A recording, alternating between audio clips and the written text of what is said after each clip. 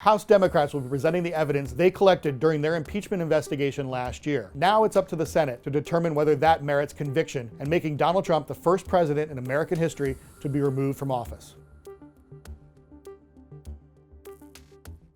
Speaker Nancy Pelosi held on to the impeachment articles for several weeks after the historic votes in December. Her reasoning, she wanted more leverage. She wanted to know how Mitch McConnell was going to handle the trial. I'll send him over when I'm ready.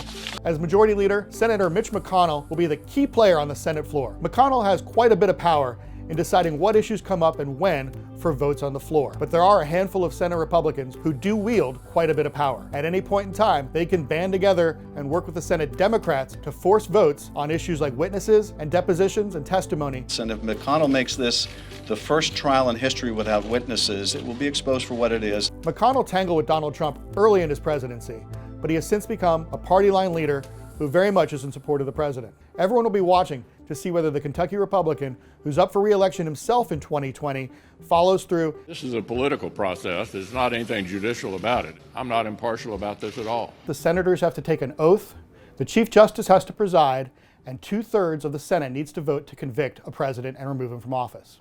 John Roberts' role is largely an administrative one.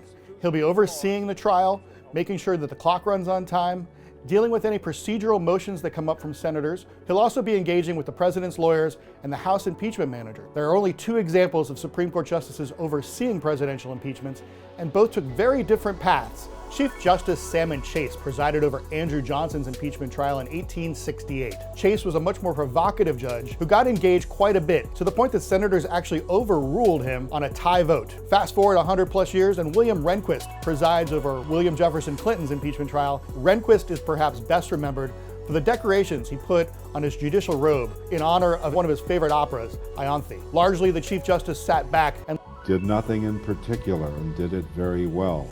And I feel that's about what I did at the impeachment trial. I did nothing in particular and did it very well. John Roberts was a clerk for William Rehnquist and certainly knows how his former boss handled an impeachment trial himself.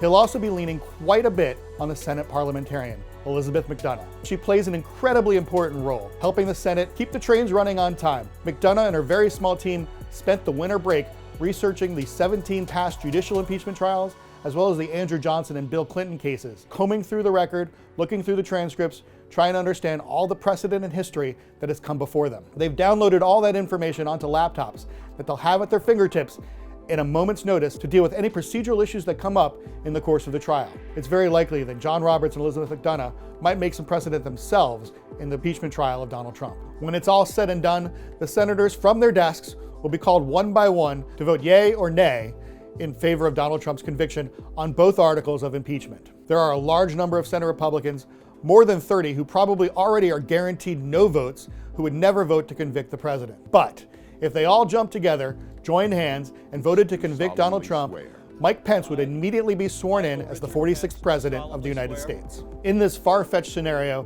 where Donald Trump is impeached, convicted, and removed from office, there is still the chance that he could run again. The Constitution says that an impeached and convicted federal official can be barred from ever serving again, so long as the Senate votes to make that happen.